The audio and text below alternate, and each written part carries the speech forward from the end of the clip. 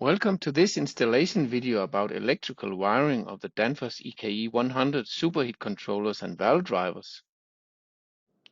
As seen here, we have split the EKE 100 installation into 3 small videos, which includes this video showing electrical wiring examples for the EKE 100 depending on application modes. A second video showing how to do mechanical installation of the EKE 100, including how to mount it on DIN rail and how to demount it. A third video showing how to do electrical installation of the EKE 100, including terminal overview and cabling guidelines. In these videos, we'll give you important installation tips ensuring a safe and reliable system operation. So go ahead and check out the EKE 100 installation video, which will meet your needs.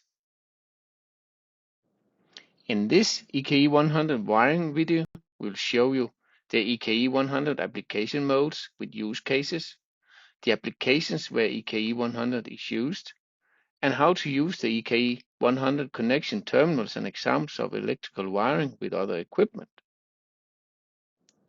The EKE 100 is suitable for 3 different application modes as specified here. This includes Superheat mode, used with digital start-stop, or used with Modbus, or used with thermostat. Driver mode, used with analog input, or used with Modbus. And finally, Modbus controlled I/O. The EKE 100 uses affects the selection of EKE 100 connection terminals and how to electrically wire the EKE 100 with other equipment. This will show you more in detail later in this video. The EKE 100 uses as a superheat controller or a valve driver is suitable for many different applications within refrigeration and air conditioning, as specified here. Here you see illustrated examples of 2 basic applications using the EKE 100 1V 1-valve control and EKE 100 2V 2-valve control versions. As mentioned earlier, the EKE 100 uses in a given application affects the selection of EKE 100 connection terminals and how to electrically wire the EKE 100 with other equipment. Here you see the available EKE 100 models, which includes EKE 100 with IP00 rating for 1 or 2 bipolar expansion valve control, as seen here. EKE 100 with IP20 rating and cover for 1 or 2 bipolar expansion valve control, as seen here. And EKE 100 with IP20 rating cover and with built-in display for 1 or 2 bipolar expansion valve control, as seen here. As also seen, the valve control outputs are located on top of the EKE 100 board. Depending on which EKE 100 model you have, either for 1 valve control or for 2 valve control, then this affects the selection of EKE 100 connection terminals and how to electrically wire the EKE 100 with other equipment. See more details about EKE 100 connection terminals in the other EKE 100 installation videos. We will now in several sequences show you examples of how to electrically wire the EKE 100 1V and 2V versions to different equipment. Here is an overview of these wiring examples. All EKE 100 wiring examples are done in a demo rack using demo wires, but the wiring procedure is the same when wiring the EKE 100 to equipment in a refrigeration system.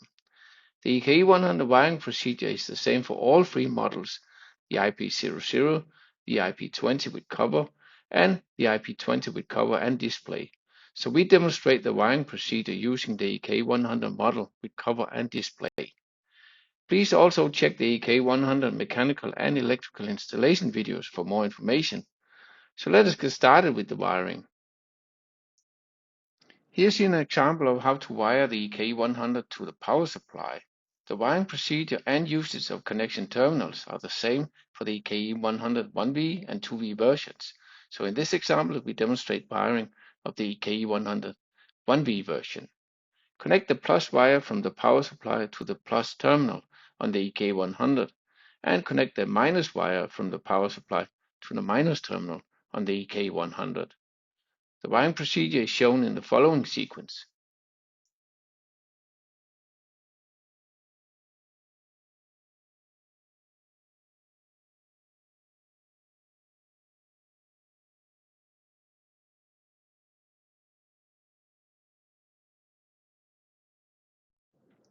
Here you see an example of how to wire the EKE 100 to the EKE 2U battery backup and wiring the EKE 2U to the power supply. The wiring procedure and uses of connection terminals are the same for EKE 100 1V and 2V versions. So in this example, we show wiring of the EKE 100 1V version. Connect the ground wire, also called GND wire, from the EKE 2U to the BAT- terminal on the EKE 100 and connect the plus 24V wire from the EKE 2U to the BAT+ terminal on the EKE 100. Then connect the plus wire from the power supply to the plus terminal on the EKE 2U and connect the minus wire from the power supply to the minus terminal on the EKE 2U. The wiring procedure is shown in the following sequence.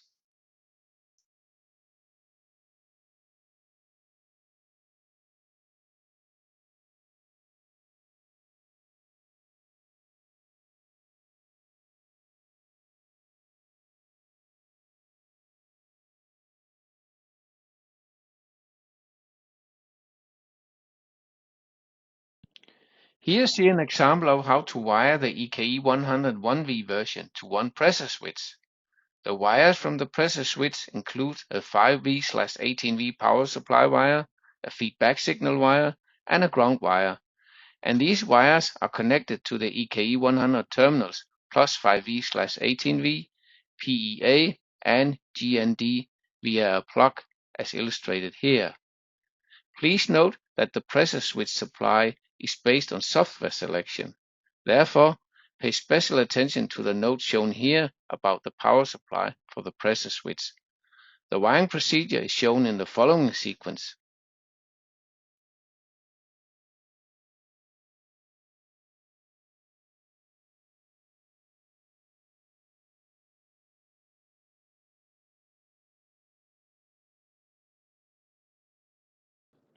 Here you see an example of how to wire the EKE 100 1V version to one temperature sensor. The wires from the temperature sensor include a feedback signal wire and a ground wire, and these wires are connected to the EKE 100 terminals S2A and GND via a plug as illustrated here. The wiring procedure is shown in the following sequence.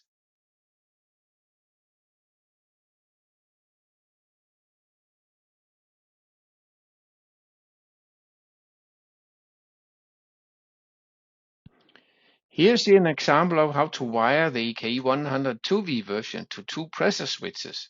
The wires from the pressure switches include two 5V/18V power supply wires, two feedback signal wires, and two ground wires. And these wires are connected to the EKE 100 terminals plus 5V/18V, PEA, PEB, and GND via two plugs as illustrated here. Please note that the pressure switch supply is based on software selection. Therefore, pay special attention to the notes shown here about the power supply to the pressure switches. The wiring procedure is shown in the following sequence.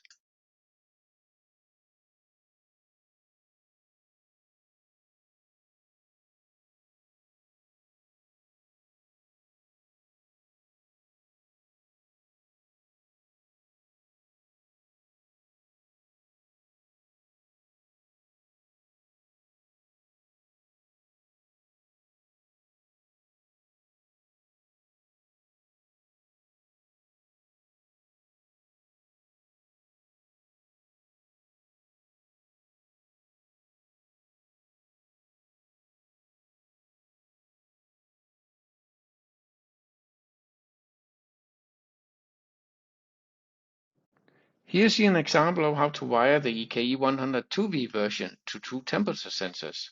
The wires from the temperature sensors include two feedback signal wires and two ground wires, and these wires are connected to the EKE 100 terminals S2A, S2B, and GND via two plugs as illustrated here.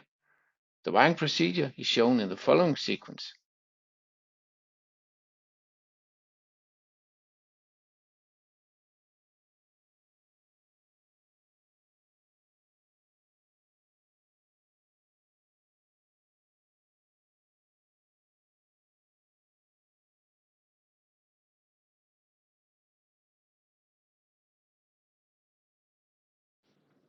Here's an example of how to wire the EKE100 to a PLC via Modbus. The wiring procedure and uses of connection terminals are the same for the EKE100 1V and 2V versions, so in this example we demonstrate wiring of the EKE100 2V version. Connect the minus wire from the PLC to B minus terminal on the EKE100 and connect the plus wire from the PLC to the A plus terminal on the EKE100. Finally, connect the GND wire from the PLC to the GND terminal on the EKE100. The wiring procedure is shown in the following sequence.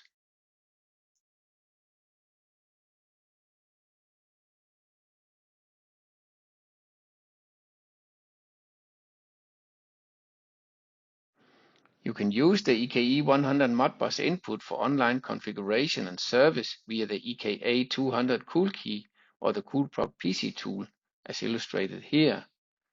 Here's an example of how to connect the EKE100 to the EKE KoolKey via Modbus.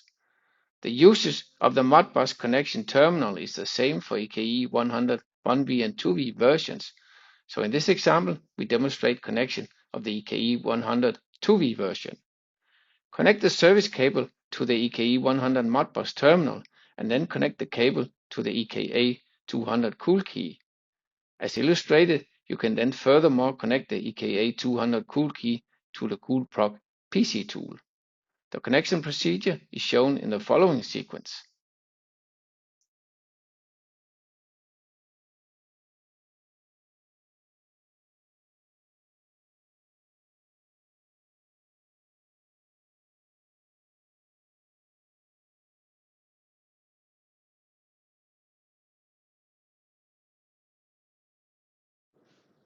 Here's an example of how to wire the EKE100 to the DI input. The DI wiring includes a DI wire and a GND wire, and these wires are connected to the EKE100 terminals DI1 and GND via one plug, as illustrated here. If using two DI inputs, then the DI and GND wires are connected to DI1, DI2, and both GND terminals, as also illustrated here. Please note that if the DI input is not used, then it should be configured as not used in the software, or the DI wire should be short-circuited as shown here. The wiring procedure is shown in the following sequence.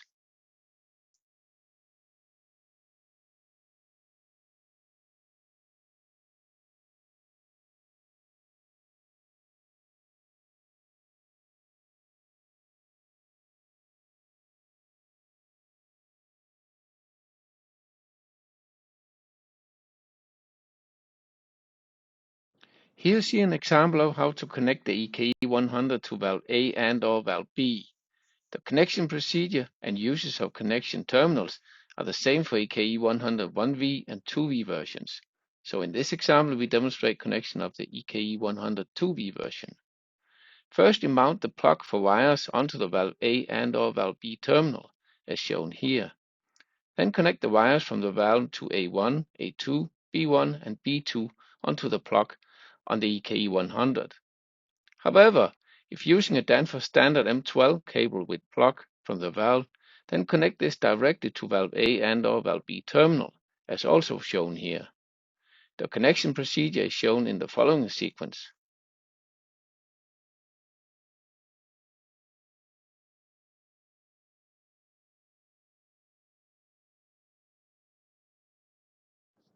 You have now completed the electrical wiring video for the EKE100 Superheat controllers and valve drivers. So now you know the EKE100 application modes with use cases, the applications where EKE100 is used, and how to use the EKE100 connection terminals and examples of electrical wiring with other equipment. All this ensuring a correct and safe system operation. Please check out the other online videos about EKE100 installation. Have a look at the other online learnings about the Danfoss EKE100 Superheat controllers and valve drivers. Thanks for watching.